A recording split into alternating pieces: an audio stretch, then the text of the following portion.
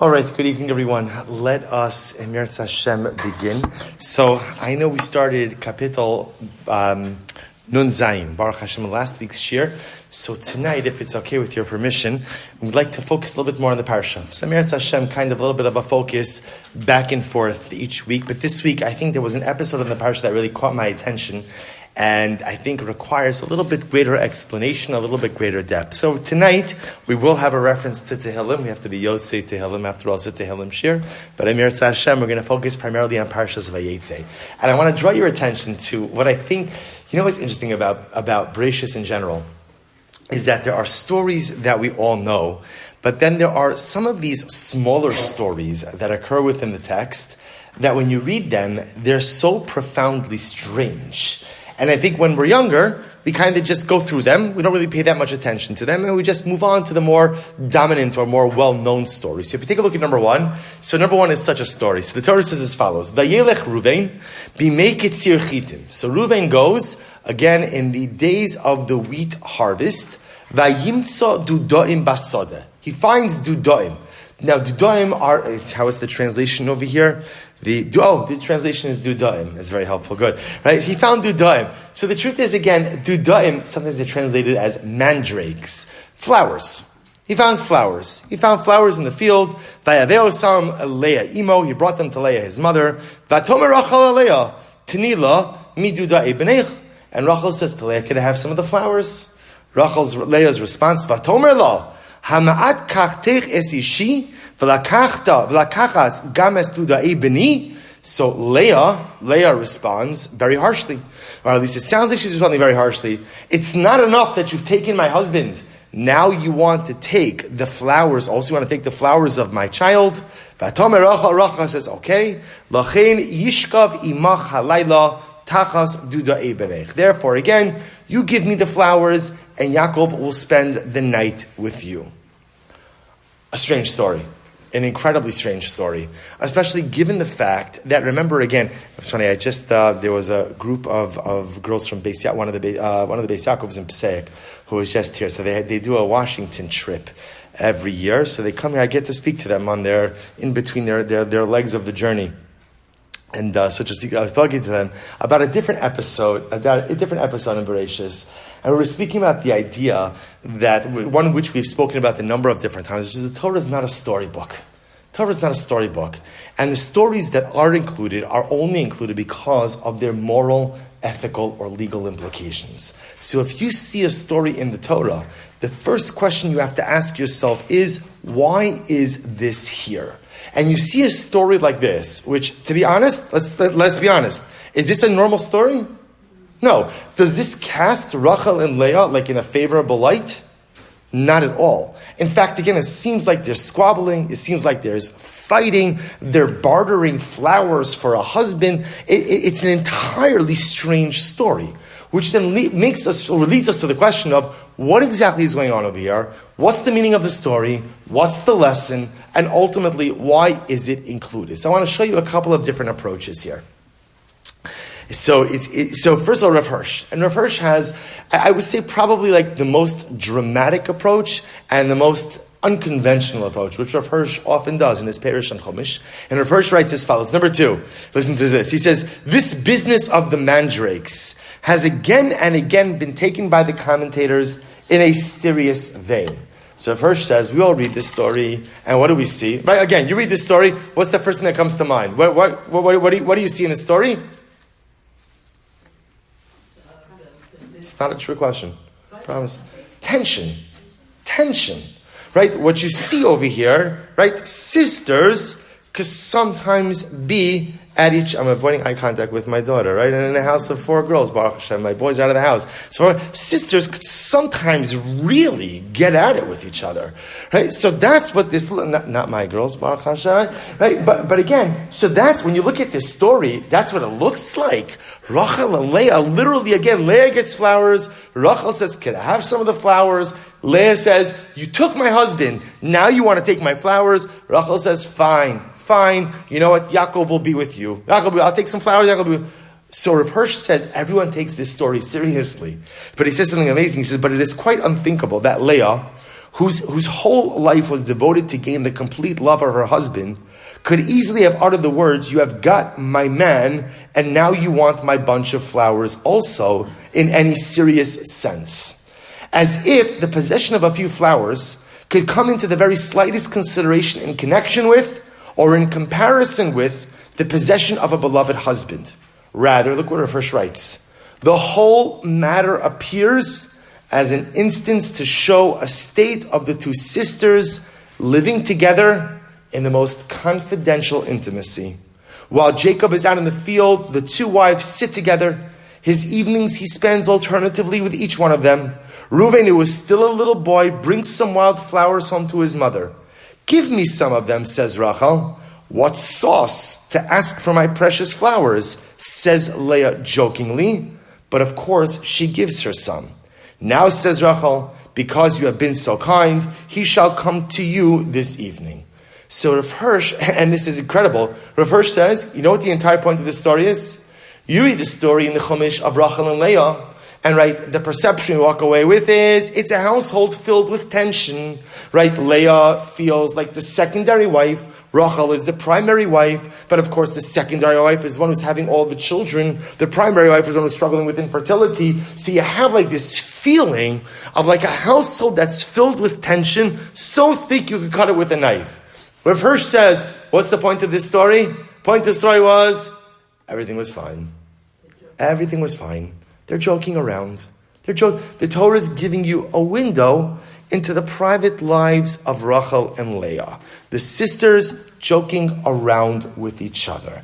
It's not a house filled with tension. It's not a house filled with difficulty. People aren't at each other's throats. They love each other. Again, is it complicated? Every situation of multiple wives is complicated. That's why not one story in the Chumash with multiple wives ends well. They all end terribly. Because even though, again, biblically is permitted, it's clear that it's just a terrible idea. We're going to discuss this a little bit more. But Rav Hirsch says the entire point of the story is to highlight the idea the sisters get along. Sisters get along. So I wanted to start with this Rav Hirsch because this Rav Hirsch stands in contradistinction to every single other Mefarish. No one understands the story like Rav Hirsch does. But it's nice to start with something positive, right? So therefore, again, I always love this Hirsch. Listen to the way he writes, what sauce to ask me for my flowers, right? Obviously, Rav Hirsch wrote in German. That's the English translation. I don't know what the Germanic term for what sauce is. But again, so Rav Hirsch says the whole thing, it's almost, you know what it is? It's almost like a little bit of a break in the tension. Because it is a tension-filled story. It is. The entire story of the life of the Avos and the Moos is a tension-filled story. Rav Hirsch says this is here to break the tension. Okay, that's Rav Hirsch. Everyone else, like I said, understands it differently. Take a look at number 3. So, in order to really appreciate what's actually happening over here, we need to take a step back. Remember again, Yaakov Avinu is married to 2 sisters, Rachel and Leah. And the Torah says in number 3, Vayavo gama Rachel, Vayehav gam es Rachel mileah. Yaakov Avinu also married Rachel. So remember again, he was tricked by Lavan. He ends up marrying Leah first, It works for another 7 years, ends up marrying Rachel. Vayehav gam es Rachel mileah. He loved, now the way we translate this is, he loved Rachel more than Leah.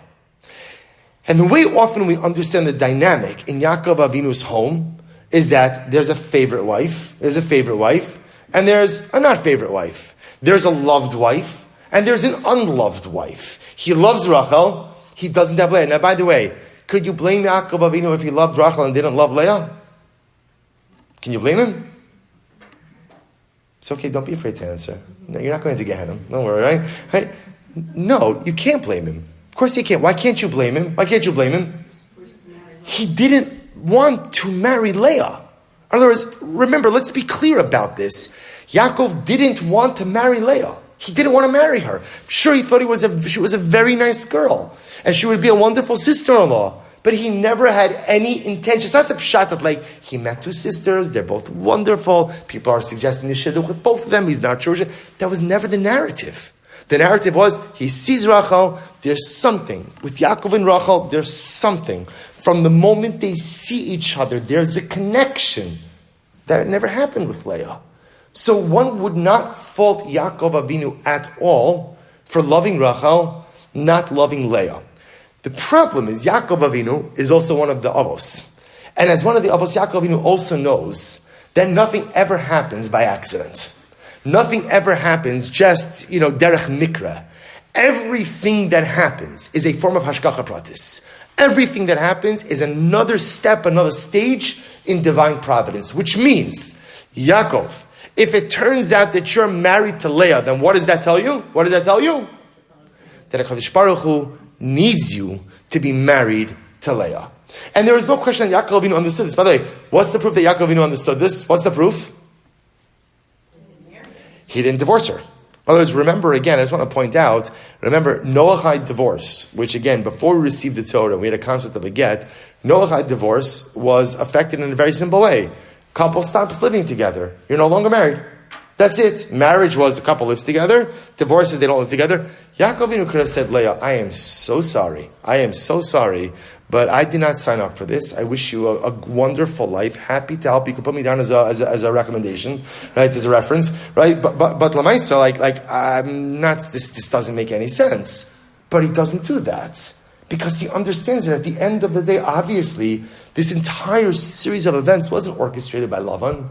It was orchestrated by the Ribono Shel Olam. And if this is how HaKadosh Baruch Hu wants it, then by definition, there's gotta be something here. So if that's the case, then what does the pasuk mean when it says that Vayehav gam es Rachel mileah? That Yaakov also loved Rachel more than Leah. So if you look in number 4, Rav Schwab, Zecher Tzadik Livracha, has a beautiful insight. I apologize for the smallness of the print. Rav Schwab writes as follows, number 4. Harei mashmos ha-pasuk, sha'av es Leah, aval lo kimo Rachel. So first of all, Rav Schwab says, everyone misunderstands the pasuk. They translate it wrongly. Just let's be a little literal here for just a moment. Vayehav gam es Rachel mileah. How would you literally translate it? Vayehav, he loved, gam es Rachel, also Rachel, mileah. From the or more than Leah. What the pasuk is saying is Yaakov loved Rachel more than Leah. But what does that tell you about his feelings towards Leah? He loved her as well. In other words, if I say, I love A more than I love B, what that means is I love both A and B. I just love A more than I love B. So first of all, just from the beginning, Torah is not Chas v'Shalom saying that Yaakov doesn't love Leah. The Torah is saying he loved Rachel more than he loved Leah. And that's totally understandable. Rachel was the woman he wanted to marry. Leah was the woman he was tricked into marrying. But Rav Schwab here says something amazing. V'im kain, yesh rasi, here's the problem. I didn't put it on the sheet. The problem is like this. Shortly after their marriage, the pasuk says, Vayar Hashem kisnua Leah. Hashem saw that Leah was hated, Leah was despised. Vayiftach es rachma. And Hashem gave her a child. So it says Rav Schwab, how do you reconcile this? Furthermore, again, if you continue on in number 4 lines in, V'chein ma'amar Leah, ki shama Hashem, ki snua anochi. Furthermore, when Leah is given pregnancy, she says, Hashem heard that I was despised. So how do you reconcile these two things? So Torah is telling us, Yaakov loved Rachel more than he loved Leah, but the understanding, of course, is that he still loves Leah. Leah is saying, I'm hated. So which one is it? Are you loved or are you hated? And here Rav Schwab says something absolutely amazing. He says, Od yish la'ayin, shebarer Yaakov Avinu la'aver chas v'shalom lo sisan sachicha b'vavecha. Yaakov Avinu didn't chas v'shalom hate Leah. It's an Isser. It's prohibited to hate another Jew. So of course Yaakov didn't hate Leah. V'lo amash, I'm going to skip down a little bit. Roem mizeh, shebechinas sina ben ish le'ishto, odos geder sinas ha'ivim, el sheba'avas isha acheres yosrei mena, harezu nechshav kisina be'enei HaKadosh Baruch Hu. So this is absolutely amazing. Says Rav Schwab, the Torah is teaching us marriage 101. What's marriage 101? A wife has to know that her husband values her more than anyone and anything in this world. A wife has to know that she is the center of her husband's universe. A wife has to know that she is an absolute priority. And if she does not feel like a priority, a wife not feeling like a priority is ultimately leads to a wife feeling unloved. But you're loved. Of course your husband loves you, but I'm not his priority. I'm not the center of his universe. I'm not center stage in his life. And when a wife feels that she is secondary to something in her husband's life, the result of that is a feeling of being despised. It's such an incredible insight by Rav Schwab that the Torah tells us two different things. How did Yaakov feel towards Leah? How did he feel towards her? He loved her. He loved her. Did he love her the most? No. And by the way, one cannot fault him for that. And how did Leah feel about how Yaakov felt? Leah knows that he loves Rachel more. Leah knows that Yaakov did not want to marry her. Leah knows that she's only his wife because her father tricked him into it. She knows that. And because she knows all of that, her resulting feeling is one of being despised by her husband. Now this is incredibly important. Because this feeling of, and it starts out as feeling secondary, right? But once a wife feels that she is of secondary importance, what that ultimately evolves and devolves into is a feeling of being unloved, a feeling of being unwanted, and a feeling of being despised. And now you begin to understand Leah Imenu in a dramatic fashion. Because Leah carries this pain through the birth of her initial children as well. Take a look at number 5. V'atar Leah v'ateled bein, right? So Leah is given a child, the first child, and she says, "V'atikra shmo Reuven." She calls him Reuven. Why? Ki amra, ki ra'ah Hashem ba'ani. Hashem has seen my affliction. What affliction? What affliction has Leah had? What affliction? Right? The affliction of feeling unloved. Feeling unloved. I want to be clear. You know the interesting thing about feelings, right? Is they may not be real, but they're real to you. They're real to you, which is often the difficult thing in relationships. When someone in a relationship feels a certain way, the other party might feel you feel that way, but it's objectively not true, right? So the worst thing you could do to a person who feels a certain way is to tell them their feelings are not true, right? That's why sometimes what feelings need more than anything at first is validation. Validation. After validation, I understand that's how you feel. Okay, but then I have to realize just because I feel a certain way doesn't mean it's correct. So there has to be a process to work through that as well. So Leah says, Hashem, you saw my affliction. What affliction? Everything looks good, right? There's stability, there's safety, there's security. The affliction is the internal emotional turmoil that Leah carries with her every single day, knowing that she's not the chosen wife. Knowing that she's not the center of her husband's universe. Knowing that she is not the most important person in her husband's orbit. Ki ata ya'avani ishi. Maybe now that I've given him a son, maybe now my husband will love me. So you see from the way she names Reuven, that she obviously feels unloved. She feels again that she's in turmoil. Maybe now my husband will love me. Okay. V'atar od v'atelebein, our second son. V'atomer, ki shama Hashem, ki snua anochi. Hashem has heard that I'm hated. Who said you're hated? Who said you? Once again, Leah Imenu's feelings about herself in this predicament. Vayitin li gam es zeh, he gave me another son. Vatikra es shemo Shimon. Third son. Vatar od vateled bein. Page 2. Vatomer ato apam yilaveh ishi elai. She said, now son number 3. Now my husband is going to be connected to me. Ki yalarati lo shlosha banim al ken kra shmo Levi. So what do you see? Reuven, Shimon, Levi, in differing ways and differing degrees. All the names contain the two elements. Number one, I'm in pain, I'm suffering, and number 2, maybe this child will help change my marital dynamic. That's the life of Leah Imenu. And the only way to understand what she's talking about is to understand Vayehav Yaakov es Rachel gam mileah. No, that wasn't the right quote. What was it? Vayehav gam es Rachel mileah. And now to understand what Rav Schwab says, he loves them both. But he loves Rachel more. Rachel knows it. Leah knows it. And Leah walks around knowing that your husband loves you second most is the equivalent of not being loved at all. And more than that is the equivalent of you might as well despise me. It's the same exact thing. And that feeling that Leah Imeni carries with her manifests itself in the naming of her first three sons. But then something very interesting happens, which is, if you take a look at number 6, what happens? Vatar al Batele Ben. Leah becomes pregnant a 4th time and gives birth to a son. And what does she say? Vatomer hapam oda es Hashem. This time, I will thank Hashem. Al king kara shemo Yehuda. Therefore, she called his name Yehuda, thanksgiving, gratitude. Vata'amo miledas. And for now, she stopped giving birth. What's dramatic about this child? What's dramatic? No mention of pain, right? No mention of Yaakov, right? No mention of I'm despised. No mention of maybe my husband will love me. Nothing. Just simply, I'm going to give gratitude to HaKadosh Baruch Hu. Once again, asks Rav Schwab in number 7 something amazing. Hine, ba'aleidos hakodemes, ha'ye'inin kriyas shemos begeder tefila ala asid. Ki ato yevani ishi, ha'pam milave ishi elai. So what happened?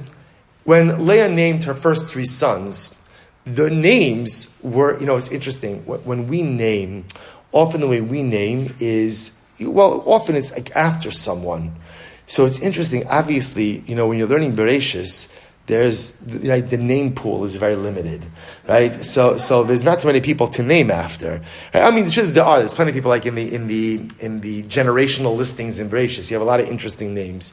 So what's interesting is if you look at the names that the Avos and the Imos gave their children, they're very often aspirational names. In other words, the name contains ultimately again a bracha for the child. Leah was unique. Leah's aspirational names had nothing to do with her kids. Leah's aspirational names were aspirational for who? For herself. For herself.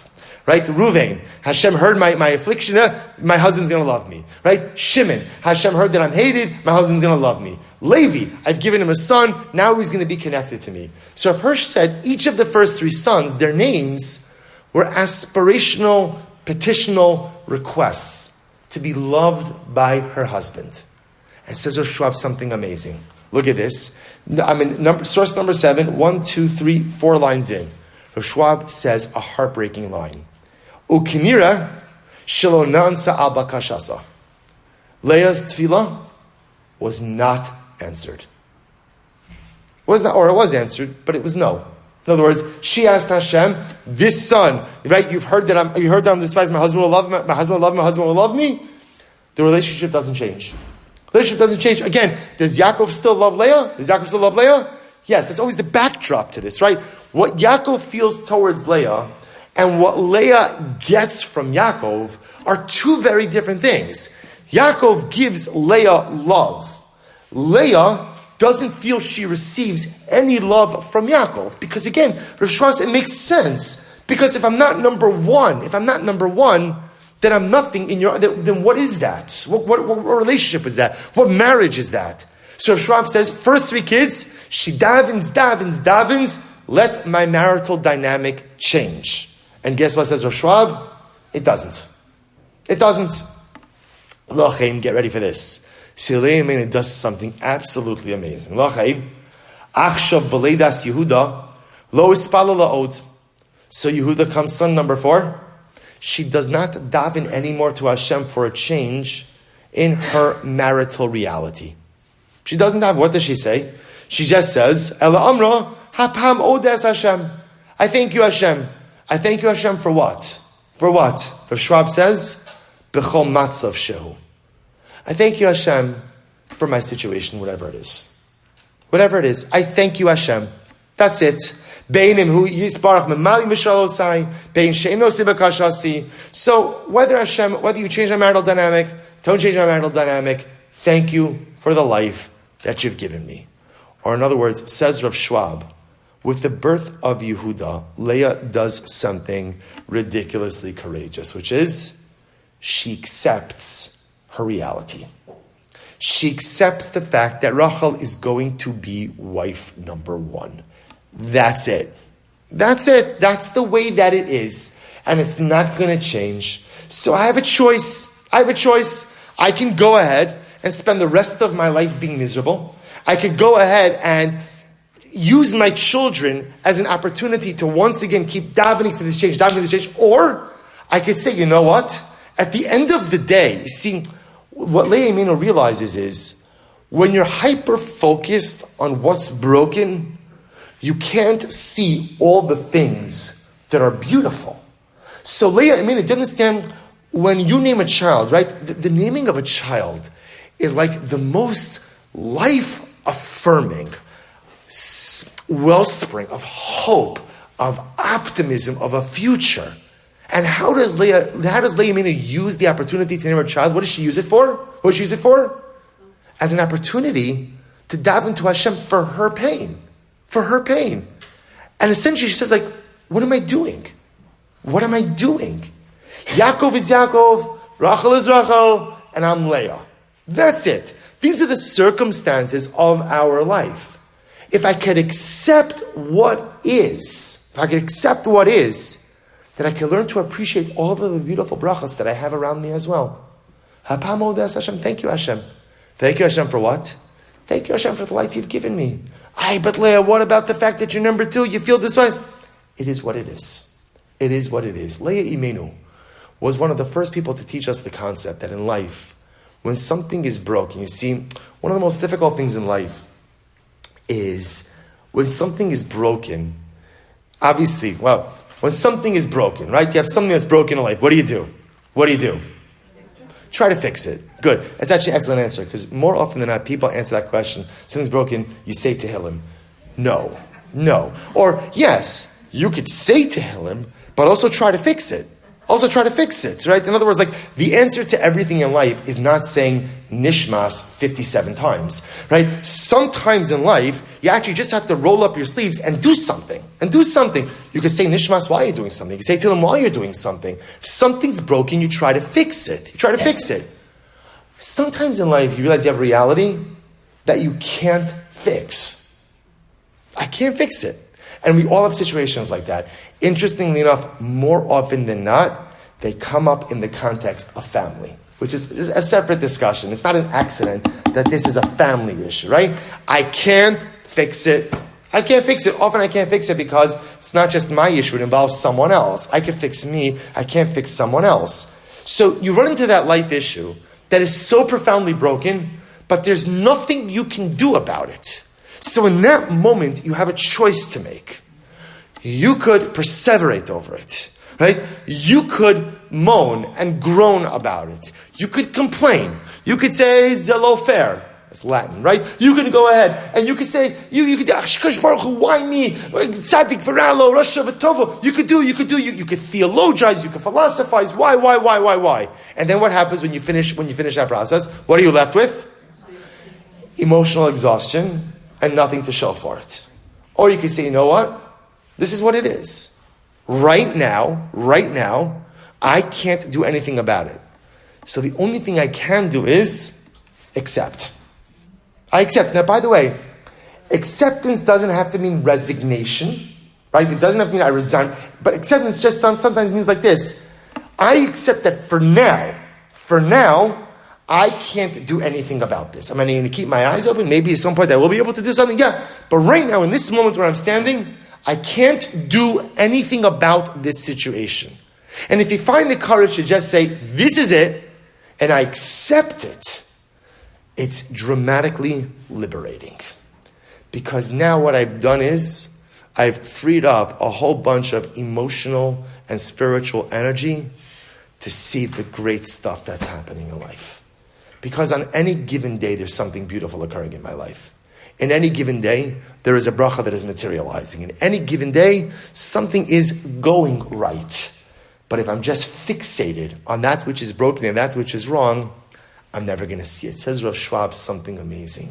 Leah Imenu, with the birth of her 4th son, like flips this switch. Yaakov, I guess he loves me. I know he doesn't love me as much as Rachel. It is what it is. It is what it is. I accept it. I accept my role. I accept my place in this family. And apam odas Hashem and HaKadosh Baruch Hu, because I accept it, I can now thank you for everything else I have in life. Such a dramatic shift. So when you see this, you say to yourself, okay, beautiful. We've turned a corner. There's shalom in the family. Yaakov loves both of his wives, true. Rachel more than Leah. The sisters, again, we have no reason to think they don't get along together. It sounds like they do get along together. They're getting along together. Leah, now who was in such emotional turmoil all of this time, is finally settled, finally okay. And it sounds like everything is going great. Until we come to the Dudaim story. Right? So now let's go full circle. We come to, remember again, so what happened in source number 1? Okay, one more time, review the story. Reuven's coming back with flowers for his mother. Rachel says, could I have some of the flowers? Leah, it's not enough you took my husband. Now you want my flowers also? Rachel says, whoa, okay, that's fine. You could have Yaakov. So look what the Medrash says in number 8. What's going on over here? Here we go. Amar Leah l'Rachel. So says the Medrash. Remember again, like I said, Rav Hirsch was a solitary approach that the sisters were joking around with each other. Every single other commentary says, oh no, there's no joking around with each other. This is a gloves off. Like this is two sisters going at it. So look what the Medrash says. Amra Leah l'Rachel. Leah says to Rachel, Lo dayecha shelakachta es ishi shenimshach libo acharecha. So Leah says to Rachel, you have such chutzpah. How dare you ask me for my flowers after you stole my husband's heart? Rachel says back to Leah, listen to this. Amar Rachel Leah, lo Leah ishechu ela ishi. Rachel says, Leah, excuse me. He's not your husband. He's my husband. Remember, I gave you the signs. I didn't want you to be humiliated. He never wanted to marry you. He never intended to marry you. The only reason you're in this marriage is because of my chesed. So Leah is saying, you stole my husband. Rachel is saying, excuse me, let's not engage in any historical revisionism over here. You stole my husband. Look, Medrash goes on. Number 9. So Leah says to Rachel, if you kind of read them all together, so ultimately again, so Leah says to Rachel back almost, fine, I understand you're supposed to marry you, but, look at number 9, Mikol Makom, Baili Haya Tchila, I was married to him first. Va'at nichnast v'na'asis li tzara. And you decided to come into this marriage and become a co-wife. Skip a little bit. Skip 2. Number 11, get ready for this. So again, if you think this all is like a back and forth, right? So Leah says to Rachel, it's not enough you took my flowers, now you want to take my husband. Rachel says, excuse me, Leah, he's not your husband, I was supposed to marry him, I let you marry him. Leah says, fine, but at the end of the day, I married him first. So listen to this. Rachel says, again, my chesed that put you here. You never had a seat at this marital table. Look at the Sforno in number 11. Do you know what Leah says to Rachel? She says to her, Shalo haya lech lahaskim sheti es sarasi ka'amro v'isha ala chosel tichach l'tzitzrar. You know what Rachel says to Leah? What Leah says to Rachel? Rachel, if you really cared about me, and you were cared about my dignity, then after you gave me the signs that I married Yaakov, you shouldn't have come on board afterwards. You shouldn't have come on board. Right? Why did you have to? In other words, again, if you're going to do a chesed and let me marry the man, why did you become a second wife? What did you think was going to happen in this home? Yaakov married 2 sisters, one what she was duped into, the other that he really wanted to, and everyone lived happily ever after, right? Is that what you thought was going to happen? So according to the Sforno, Leah literally says to Rachel, I don't understand. After I was married to him, why did you marry him? Can you imagine this exchange? The emotion, the anger, the hurt. Right? Leah says, my husband. Rachel with his level of, understand, righteous indignation. Your husband? your husband? You're here because of my chesed. Leah says, Rachel, how dare you? Don't call yourself a balas chesed. If you were a balas chesed, you wouldn't have married him after I, Leah, your sister, was already married to him. That would have been a chesed. Right now, it's not a chesed. And they go at it. And they go absolutely at it. So what's incredible? See, so something fascinating happens over here, which is, you see, back by the naming of Yehuda, what ultimately occurred? See, we thought Leah underwent this cathartic change. But what really happened? As we often do with our problems, Leah suppressed it. Suppression is a powerful tool and actually very helpful in times because you can't wear everything on your sleeve. But what happens over here is when you suppress things, there's a trigger event, and the trigger event causes the dam to burst. So what are we talking about over here? A couple of flowers. And what happens over a couple of flowers? I guess it was World War I back then, right? World War, right? Fireworks. Why are flowers triggering this? Because, it's not the flowers. It's not the flowers. What is it?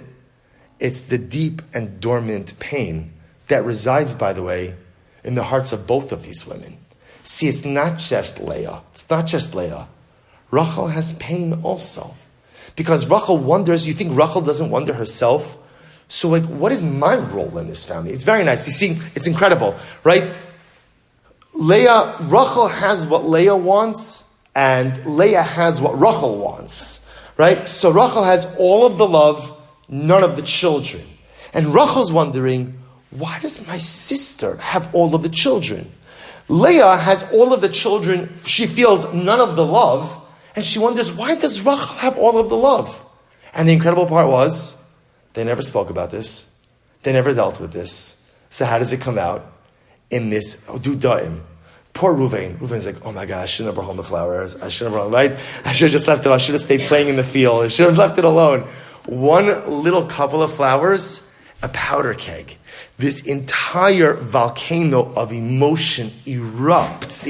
Baruch Hashem, Yaakov Avinu wasn't home, right? That was a big thing. And that's actually an important part of the story, that he was not there. Because if he was there, this crucially important exchange probably would have never happened. But I want to show you how the story ends, and then we're kind of going to bring it all together. So what happens in number 12? So remember again, after the whole blow up, so remember again, how does the blow up end? So the blow up ends ultimately again with Rachel saying to Leah, Yaakov will be with you tonight. So if you look at number 12, Vayavo Yaakov min hasada ba'erev. Yaakov Avinu comes back from the field that evening. Vayetzei Leah likraso. Leah comes out and greets him. Vatomer Eli tavo ki sechar secharticha beduda'e beni. I don't know. We usually skip these things, right? Growing up in school, it doesn't. It's such a strange pasuk. Yaakov, you're coming with me tonight because essentially I bought you for dudaim. I bartered, right? I bartered that you're gonna stay with me. You're gonna stay with me for flowers. Vayishka v'ima balaylo. So Yaakov Avinu was with Leah that night. Vayishma Elokim el Leah. Kadosh Baruch Hu Leah. Vatar vateled Yaakov ben Chamishi. Leah becomes pregnant that night. So the Netziv says something absolutely amazing. So I just want to point out this Leah going out to greet Yaakov and saying, "You're coming home with me," is so out of the norm of biblical modesty. It's so out of the norm. So the Netziv says, what's this incredible? It says, Afagav. Shelo haya midas tznius. So then it says, I don't know, this is not generally like how the Avos and the Ma'os would have conducted themselves. Mikol makom, listen to this. Noach hayala lahakel bechvoda, mishetisbayish es Rachel bevo Yaakov v'ohala v'achar kach yetzei. So look what the Netziv says. I'm going to piece this all together, and it's an incredible tapestry of events. Leah goes out to greet Yaakov, right? Why? Because remember again. So what's going to occur? If Leah and Rachel made an agreement, we'll discuss agreement. What was the agreement? Right? Rachel's going to get flowers. Leah is going to get Yaakov. So again, how could it have been left? Now, apparently, according to Psukim, that was the night that Yaakov Avinu was going to spend with Rachel. So what would have happened? He would have gone to Rachel's tent. Rachel would have said, yeah, no, you're not staying here. You're staying with Leah. And Yaakov is going to be like, what happened? Or what's going on? And Rachel's going to have to explain it. And it's going to be embarrassing. So to save her sister from embarrassment, Leah goes out and speaks to her husband in a very forward fashion. Why? In order to save her sister from embarrassment. So watch what's happened over here. Something dramatic has occurred. If we trace this all the way. Leah names Yehuda, and she thinks she's flipped the personalistic switch. I've gone from being a woman who could only be preoccupied, yearning and pining for the love and attention of her husband, to becoming a woman who is able to accept her reality for what it is, and to be thankful for the beautiful life that I have, even though things are broken and really important things are in a state of disrepair. But I can't do anything about it. I accept it, ready to move on. So right, you saw Leah that day, you'd ask her, Leah, how you doing? And Leah would have said, fantastic. Never better. Hapam Odes Hashem, I'm living the Yehuda life, right? Everything is great. But then what happens? See, it wasn't great. Why wasn't it great? Because Leah's walking around with this incredible animosity towards her sister. Leah's walking around with this incredible feeling of betrayal towards Rachel. Because deep down she feels, Rachel, at the end of the day, if you really cared about me, why did you marry him after I was already married? What did you think was going to happen? And here's the incredible part. Rachel, who is beloved, right? Who's the apple of Yaakov's eye, the center of his world. But yet, Rachel's also walking around with incredible animosity towards her sister Leah. Why? Because here's amazing. You see, in Rachel's eyes, Leah is the dominant wife. Why is Leah the dominant wife? Why is she the dominant wife? Because she's having sons. And Rachel's, how dare you? You were never even supposed to be here. The only reason you're here is because I had Rahmanis on you and didn't want you to be embarrassed. Bless you. So Rachel's upset at Leah. Bless you. Leah's upset at Rachel. And they've been holding on to this now for years. The Dudaim moment is the volcanic eruption. Everything comes out. The stuff that they've been feeling for years, the stuff that they've been walking on eggshells, and they let each other have it. What's the beautiful part after this? What happens? What's the conclusion? Is resolution. You see, after this exchange, Rachel truly understands the pain of her sister, Leah, and Leah understands the pain of Rachel. So what does Rachel say to Leah? Yaakov will be with you tonight. I understand you feel like a second-class citizen.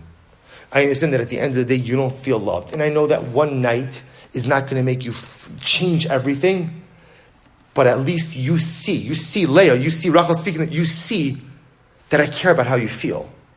I care. I understand how you feel. And I can't change the marital dynamic any more than you can, but I can empathize with you. I can feel with you and try to do my part in making you feel a bit more love. Lachein yishkav ita alayla. He'll be with you tonight. Leah realizes what her sister gave up in order to save her from embarrassment. Right? Rachel gave up her husband to save Leah from embarrassment. Leah says, Rachel, I appreciate what you did for me. And I appreciate the sacrifice. And now, I'm going to save you from embarrassment. So what does she do? She doesn't let Yaakov come back to Rachel's tent and then say, nah, you're not here, and a whole explanation. She goes out to proactively greet him in the field, speak in what was even biblically a very immodest fashion in order to save her sister from embarrassment. So something incredible happens, which is after the volcanic eruption of emotion, there is reconciliation and there is resolution. Does Leah ever become the beloved wife she had hoped and pined for? No. But now after the sisters have it out, now Leah is able to accept who she is. Does Rachel, in her own eyes, ever become the primary center stage beloved wife that she thought that she wanted to be? No, right? She has 2 sons, and remember again, I want to point out, even if you think about it in the Shvatim, the dominant Shvatim do not come from Rachel. The dominant Shvatim come from Leah. Yehuda, monarchy, comes from Leah. Levi, Kahuna, comes from Leah. All leadership comes from Leah. Again, you have Yosef and Binyamin, right? Or Menashe and Ephraim and Binyamin. So again, Rachel becomes 3, but at the end of the day, Rachel's children are not as prominent as Leah's children. It's incredible how this evolves. But what's the message of the story, right? So again, understand, first of all, it's great. Like, what a story, right? What a story. Little Dudaim could really bring out a lot of people. What is the Torah trying to teach us? And I think the Torah is trying to teach us something incredibly important. Lesson number 1, which is lesson of Yehuda, that sometimes in life we find things, like we said before, I encounter things that are broken. And broken things fall into one of 2 categories, things you can fix and things you can't. If something is broken, you can fix it, get to work. Get to work and fix it. But if something is broken and you can't fix it, or you can't fix it for now, accept it and pivot. Don't spend your life lamenting that which is broken. If you can't fix it right now, at the end of the day, move yourself forward. Sometimes, see, we don't like to say it, but sometimes you have to accept certain compromised realities in life. That's the way life is. Not everything is perfect. Not everything lines up. Not everything goes the way you want it to go. You know, the greatest disservice that sometimes we do to ourselves, or maybe sometimes as parents do this to our children, is like, we paint a picture that what's the ideal life? Everything goes according to plan. I would ask you, if you know one person in this world who has a life where everything goes according to plan, and if you think you do, I'll bet you all the money I have, which is not that much, but I'll bet you all the money that I have, that you just don't know that person's backstory, right? Because no one has a life where everything goes according to plan. That's the way it goes. Right? Difficulty, challenge, imperfection, broken kite. This is part of the fabric of the human condition. The choice I have is how am I going to deal with it. I could be a Leah Imenu with Hodah and say, I can't fix this now. So I accept and I pivot. What do I pivot to? Things that are going well. Things that are going great. Things that are working out. And let me not lose out of all the bracha in my life because of the things that are not working as well. That's lesson number 1. Lesson number 2 is you have to deal with your life issues. So often we go through life, and the truth is what we love to do more than anything is just sweep it under the rug. Just sweep it under the rug, right? It's almost as if we know it's not true, but we walk around life saying, you know what? As long as I don't pay attention to the problem, it's not really there. It's not really there. It could work, by the way, that could work episodically. In other words, sometimes in life, just for one's own mental health, it's good to take a break from your problems. You can do it. It's an incredible thing. I'm going to shut off my problem for 10 minutes, 20 minutes, 2 hours. You could do that. Right? For the next 2 hours, I'm not thinking about my problems. I'm just going to live life. Fantastic, cathartic, beautiful, rehabilitative. But it works for 2 hours. Your problems don't go away just because you don't deal with them.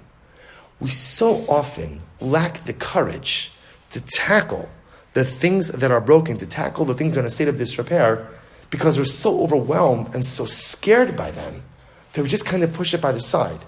But what happens when you push your problems to the side? What happens? Rachel and Leah happens. Right? By the way, that's the story over here. The story is, this is not Panim Chadashos Ba'alakan. This is not new problems. It's the same problem simmering for years. But Rachel never went over to Leah never went over to Rachel and said, Rachel, can we talk? I'm really upset. And I want to be honest, and I want to talk to you about this in a controlled way. But they never talk. They never deal. For whatever the reason, I don't know. Who knows what the dynamics were? Who knows what the situation was? But how often in life do we do this? We do this in our life relationships, but it's not just with others. We do it with ourselves. I know that there are things broken inside of me. I know that there are things in a state of disrepair. but I make a conscious decision to ignore it. I don't want to deal with it. That's fine, but know one day it's going to, there's a great mashal that I like to use. Someone once told me this mashal. They're like, life is like a cup of coffee, not a box of chocolates, right? Life is like a cup of coffee. If you ever see with coffee, so coffee is something very interesting. Coffee, like many liquids, has surface tension. So if you notice, by the way, if you fill up a cup of coffee, you could actually technically fill up coffee above the lip of the cup. You could try it, right? And you can see, it's very nuanced, but you can actually extend it a little bit, right? Because the surface tension holds the liquid together. But there's something amazing. If you go ahead and you put that cup of coffee, you fill it up, what happens if you introduce one more drop? The whole thing goes pouring over the side. I've often found that cup of coffee is a wonderful metaphor for the self. In other words, we have our cup, and it gets filled with a lot of stuff. Every once in a while, you have to make sure that if there's stuff that needs to be dealt with, you got to empty it out. Because if the cup keeps filling up, your whole cup could hold a lot. But there is going to be that drop that sends you over the edge. There's that thing. See, in this case, it was the dudaim. It was the flowers. It's not that there's anything special about flowers. It's not that flowers were a point of contention between the sisters. It's that Rachel asked for something from Leah. And Leah felt, Rachel, you've already taken everything from me. What else is there to take? And Rachel says, so funny you should say that. Because I feel you've taken everything from me. And so they're walking around with this pain for all of these years. Never been dealt with. Deal with your problems. We all have them. So whether it's a relationship in life that I know is just not so great. Now again, sometimes those relationships fall into the categories of things I cannot fix. But sometimes they fall into the category of things that I can tackle. If you can tackle it, find the courage to deal with your problems, because ignoring them is not going to allow it to go away. If there's something inside of me that I know it's not right. I know it's not good. I know it needs to be dealt with. Know this. The day is going to come when you're going to have to deal with it. So you could either deal with it as a result of your cup overflowing. I don't mean cup overflowing in a good way. Like cup overflowing and everything is falling apart. Or I could deal with it in a proactive fashion now, while it's still in a controlled situation. These are the two lessons that HaKadosh Baruch Hu is trying to impart to us from Rachel and Leah. Again, lesson number 1, learn to distinguish between what you could fix and what you can't. And find the courage to accept the things you can't. And when you do that, you'll be able to see all the greater good. Lesson number 2, if there are problems, there are challenges. In your relationship with others, or in your relationship with yourself, deal with it before it becomes an emotional volcano. Now the story does have a beautiful ending, because the ending of the story is the sisters understand each other. I don't know. Did they become close? Were they ever close? Who knows? Again, the Torah is not a storybook. So we don't know the relationship between Rachel and Leah before they were married, when they were married. But here's what we do know, is that they emerge from this story with a greater understanding of one another. And when within a family, the different members have greater understanding of one another, the family is stronger. And in the case of this story, the genesis, the beginnings of Klal Yisrael, the foundation of Klal Yisrael, become stronger as well. We should be Zochem Yirtzeh Hashem to have the same kind of courage of Rachel and Leah, to internalize these lessons, and Yirtzeh Hashem lead better, bolder, and braver lives. Stop over here for tonight. Next week, Yirtzeh Hashem, we'll continue with Sefer Tehillim.